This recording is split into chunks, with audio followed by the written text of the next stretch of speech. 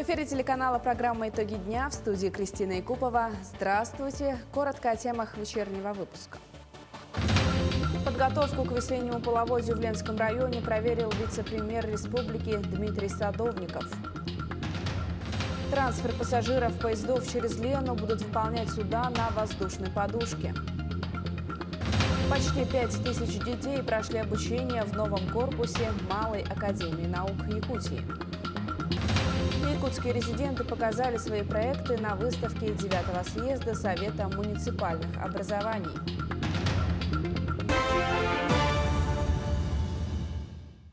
Заместитель председателя правительства, полномочный представитель президента Российской Федерации в Дальневосточном федеральном округе Юрий Трутнев обсудил с главами дальневосточных регионов опыт работы субъектов по поддержке специальной военной операции. Главы регионов доложили о реализуемых дополнительных мерах социальной поддержки мобилизованных, добровольцев, участников СВО, а также членов их семей. В целом в округе действует порядка 40 мер поддержки данной категории граждан. Рассматривались меры поддержки предприятиям, выпускающим продукцию для военных нужд. Накануне в Ленске работала межведомственная рабочая группа КЧС Республики. Поездка проходила в преддверии паводкоопасного и пожароопасного периодов. С подробностями наши коллеги. В полдень на площади Ленина уже традиционно был проведен смотр сил и средств, задействованных для выполнения задач по пропуску половодья в Ленском районе. Была представлена техника МЧС, полиции, скорой помощи, также коммунальных служб и энергетиков. О готовности своих предприятий отчитались руководители. По результатам смотра строгих замечаний у первого заместителя председателя правительства, начальника главного управления МЧС, не возникло. После смотра в районной администрации состоялось рабочее совещание, где члены правительства обсудили подготовку к вскрытию реки и готовность к пожароопасному сезону. Мы сегодня можем сказать, что по паводковой ситуации район готов на самом деле, да, но ограниченно готов. А по пожароопасному сезону, судя по докладам, считаем, что район готов к пожароопасному сезону. Что касается первого, то вскрытие реки в Ленском районе по предварительным данным ожидается со 2 по 5 мая. Опасения вызывает высокий уровень воды, который в этом году выше нормы на целый метр. Толщина льда также выше средних показателей. Запас снега превышает норму тоже. И кроме этого, вода, которая выступила поверх льда, и вот это как раз есть вот опасные явления, которых вот наши службы и опытные люди подсказывают, что как раз вот это есть один из тех картин, которые могут повлиять на ход прохождения ледостава, да, и в этом плане,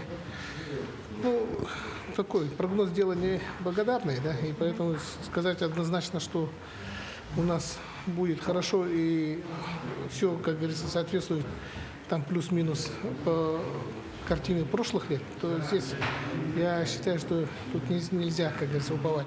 С 3 апреля начнется чернение льда в районе острова Батамайский. Проводятся и все превентивные мероприятия. Привлекаемая техника у нас силы, средства для эвакуации тоже определены. Это 267 человек, 114 единиц техники и 10 единиц плавательных средств.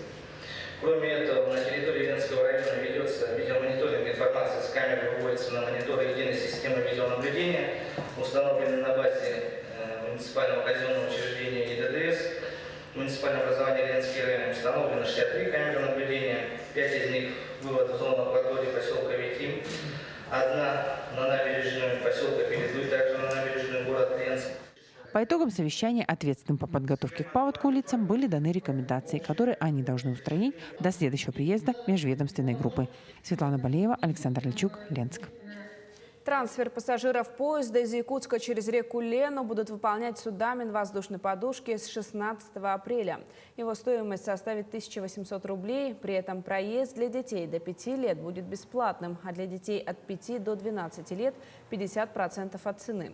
Талон на трансфер пассажиры могут приобрести одновременно с покупкой билета на поезд на сайте РЖД или в кассах ЖДЯ на железнодорожных вокзалах Алдан, Томмот, Нижний Бестях и в Якутске.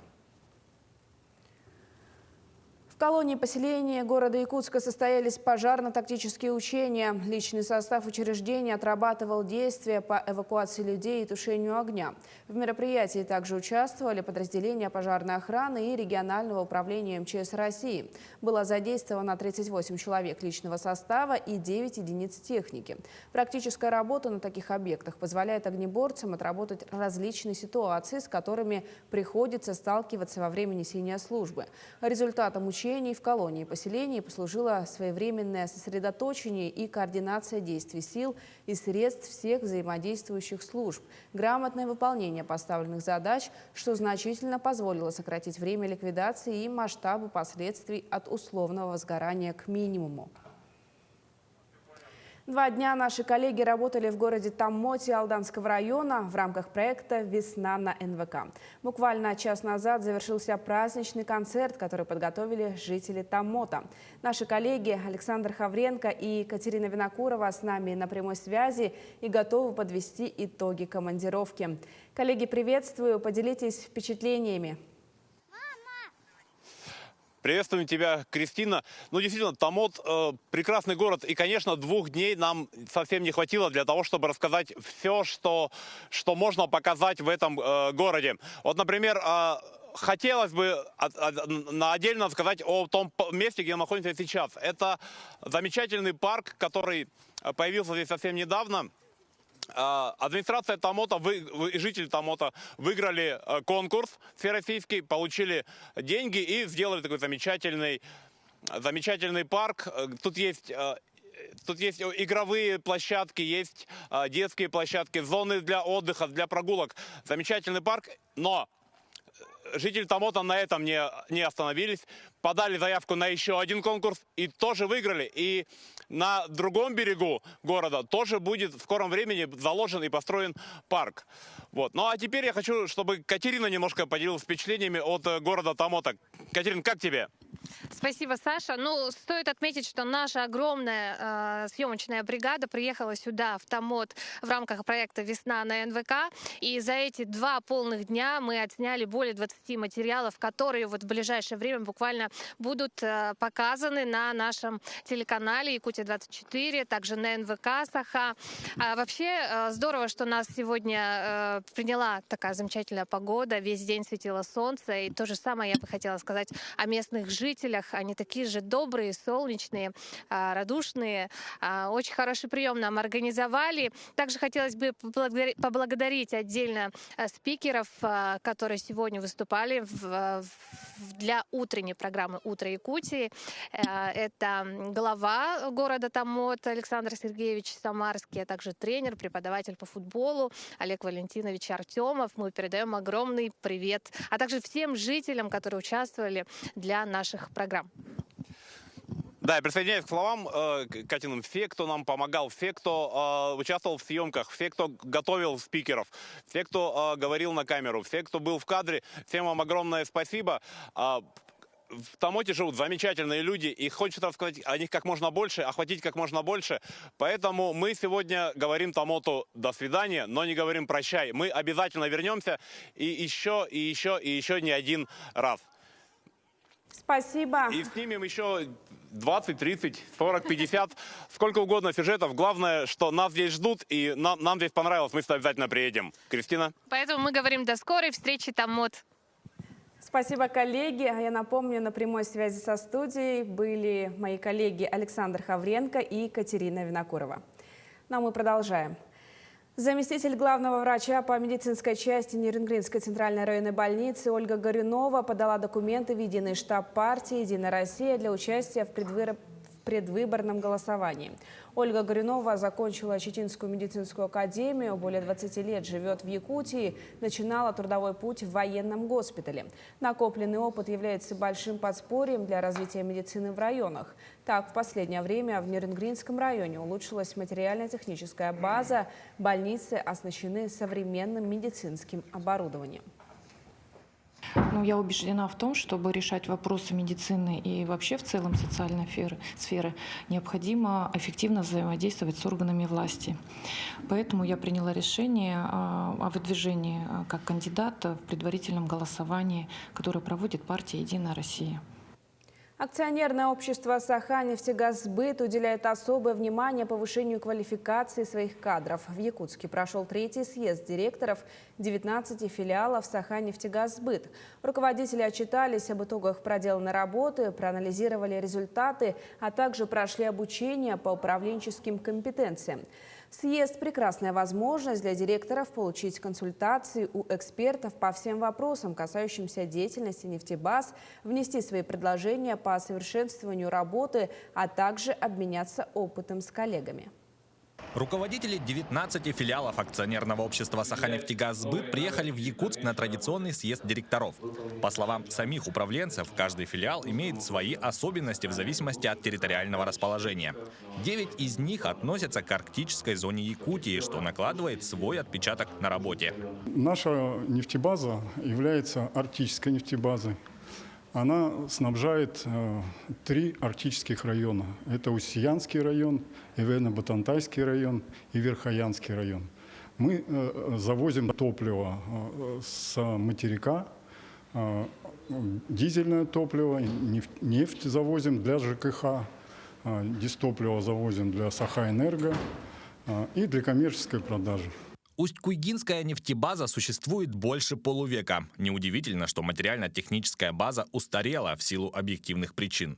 Скоро в ней начнутся работы по модернизации филиала в рамках концессионного соглашения, заключенного с правительством Якутии. В прошлом году мы по дальневосточной концессии на 6,6 миллиардов рублей подписали по модернизации нефтебазового хозяйства. Поэтому, в принципе, по 4 нефтебазы. Это у нас Жилянская, это у нас Ханговская, это у нас Белая гора и Усть-Куйга. Будет построена новая нефтебаза. Старая нефтебаза будет снесена, и на территории нашей нефтебазы будет строительство новых резервуаров, новой котельной, новых гаражей, новых складов. Все будет полностью новое. Оборудование будет современное. Будем обеспечивать также хорошо все 3 района.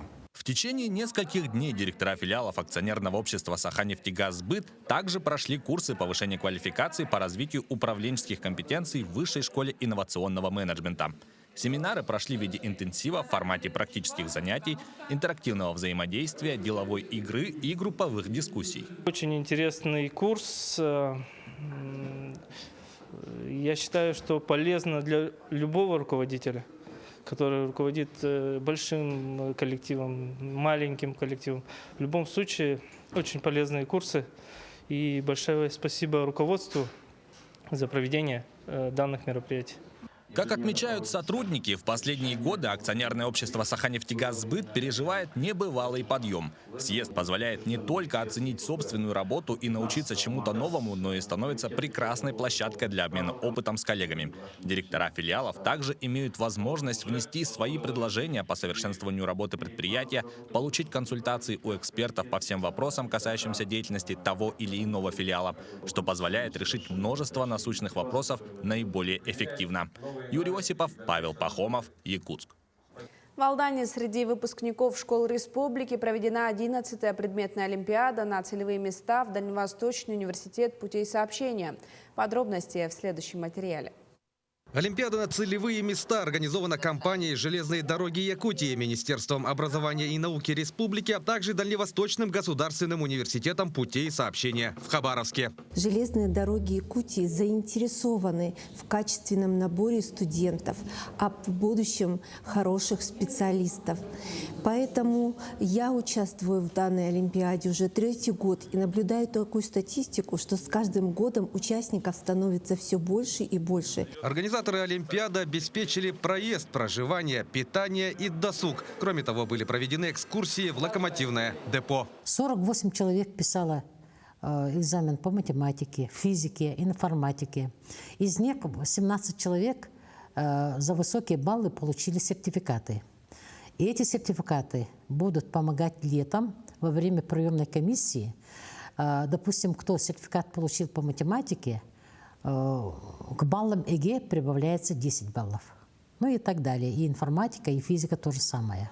За целевые места боролись 48 выпускников школ из 6 улусов. В итоге из каждого района по 3-4 конкурсанта получили желанные сертификаты.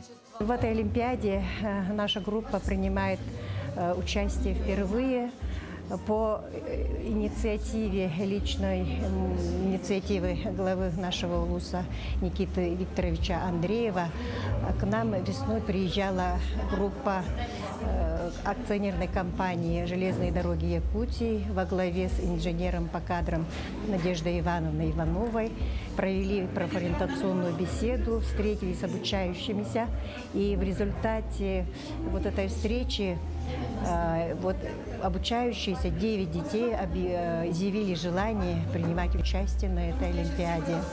Итогами Олимпиады остались довольны как участники, так и организаторы. Последние выразили надежду, что эти 18 обладателей сертификатов через некоторое время станут хорошими специалистами железных дорог. Власий Сергеев, Анатолий Гоголев, Алдан, Якутск. В год столетия республики в селе Чапаево Хангаласского района было введено новое здание Малой академии наук – учебно-лабораторный корпус. В прошлом году через академию прошло 1000 детей со всей республики. О работе академии и планах смотрите в материале Светланы Амосовой. Малая академия наук является одним из самых современных объектов образования для школьников в республике. Новый учебный корпус, который был построен в прошлом году, это базовая площадка регионального центра выявления и поддержки одаренных детей Якутии, работающего по модели образовательного центра «Сириус». У ребят огромная возможность получить такие хорошие знания, в наших лабораториях, провести свои исследования. Также у нас имеются и сетевые проекты. Благодаря строительству нового учебно-лабораторного корпуса у ребят появились возможности проведения собственных настоящих научных исследований. Всего в академии работает 11 лабораторий по разным направлениям. Кабинеты оснащены самым высокотехнологичным оборудованием. Помимо этого поддерживаются и дети, талантливые в спорте, искусстве и разработке. Также в Малой академии наук ребята занимаются разработкой инженерных проектов. Мы сейчас находимся в производственной лаборатории, так называемой мастерской. Сейчас вот на столе, как вы видите, лежат конструкторы, которые ребята собирают сами, а также они изготавливают сувенирную продукцию. Например, это вечный календарь, а это вещь 3 в одном. Зеркало, подставка для телефона и светильник. 12 апреля исполняется год с начала работы нового корпуса академии. Как раз в это время будет проходить смена «Космомания», куда приедут преподавать сотрудники Сибирского государственного университета по направлению «Малые космические аппараты». Более того, школьники проведут свои космические исследования. Планирует в этом году запустить в космос, в околоземную орбиту, свой маленький аппарат, который будет летать над Якутией и отправлять сюда свои, сигналы. Имеется в виду исследования, которые будут проводиться дистанционно. Собранный материал будет передаваться на Землю, как раз сюда, на Малую академию наук. В 2022 году через академию прошли более 5000 детей, а всего в образовательную организацию вовлечено свыше 14 000 школьников. В МАН преподают 5 докторов, около 60 кандидатов наук, 144 высококвалифицированных педагогов. Сами учащиеся отмечают сильный педагогический состав академии. Молодые преподаватели очень хорошо здесь преподают, дают знания, которые необходимы для поступления, рассказывают об олимпиадах, которые можно участвовать, чтобы потом поступить легко в вузы.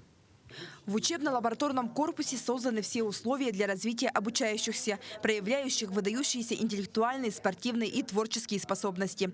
За прошедший год ученики показали высокие результаты на олимпиадах и конкурсах всероссийского и международного уровнях. Светлана Амосова, Григорий Хлопков, Хангаласский район. Выставка проектов резидентов технопарка «Якутия» прошла в Государственном театре оперы и балета. Ее приурочили к 9-му съезду глав и депутатов, которые собрались в этот день в театре для обсуждения дальнейших перспектив и планов. В том числе желающие могли приобрести технику для использования в муниципальных образованиях. На месте событий работала наш корреспондент Мария Кардашевская. Якутские производители продолжают удивлять своими изобретениями. 13 резидентов технопарка представили свои самые передовые разработки. Были выставлены палатки, печи, фильтры для воды, маячки и даже кинопроектор. Особенно актуальной для каждого жителя Якутии может стать одежда, сшитая на основе шерсти оленя. Она способна выдерживать температуру до минус 67 градусов. Каждый резидент по праву может гордиться своей разработкой, ведь каждая из них сделана с учетом суровых условий нашего региона. Наша компания занимается производством пластиковых изделий, емкости, септики, бассейны. И в том числе в прошлом году мы начали производство пластиковых лодок. На данной выставке у нас предоставлены экспонаты в виде аэролодки, лодка «Тугун» и лодка «Север». Преимущество наших изделий в том, что лодки изготавливаются из морозостойкого пластика полиэтилен. У него температурный режим идет до минус 60 градусов. Это полноприводный мини-погрузчик, многофункциональный, полноприводный. То есть он компактный, он может и на стройке работать, и в коровниках работать, и на улице тоже работать. Он предназначен как для убора снега, так и для перемещения сыпучих каких-то материалов, да, песок, щебенка там. В то же время он может и перевести какое-то бревно. Грузоподъемность у него 400 килограмм, сертифицирован, гарантия у нас год. Мы сегодня представляем свой новый газовый котел энергонезависимый. Основное преимущество наших котлов – это толщина металла внутренней рубашки 3 мм, тогда как у других производителей от 1,5 до 2 мм. То есть наш котел будет выдерживать гораздо большее давление, гораздо надежнее, и срок эксплуатации гораздо больше будет. Место и время выставки было выбрано не случайно. Теперь каждое изобретение смогли по достоинству оценить руководители муниципальных образований. Мы специально для съезда организовали эту выставку, чтобы главы районов смогли наглядно ознакомиться с нашими проектами и, возможно, в будущем воспользоваться ими. На сегодняшний день на единой торговой площадке «Сделано в Якутии» зарегистрировано уже более 90 местных товаропроизводителей. Сайт ежедневно посещают в среднем 500 раз. Это говорит о том, что местные производители с каждым годом все увереннее отвоевывают свое место на рынке и способны однажды заменить каждый импортный товар своим собственным, якутским. Мария Кардашевская, Георгий Григорьев, Якутск. В Якутске состоялось торжественное мероприятие, посвященное 30-летнему юбилею якутского предприятия по торговле алмазами «Алроса». Организация занимается сортировкой, оценкой, комплектацией и реализацией природных необработанных камней.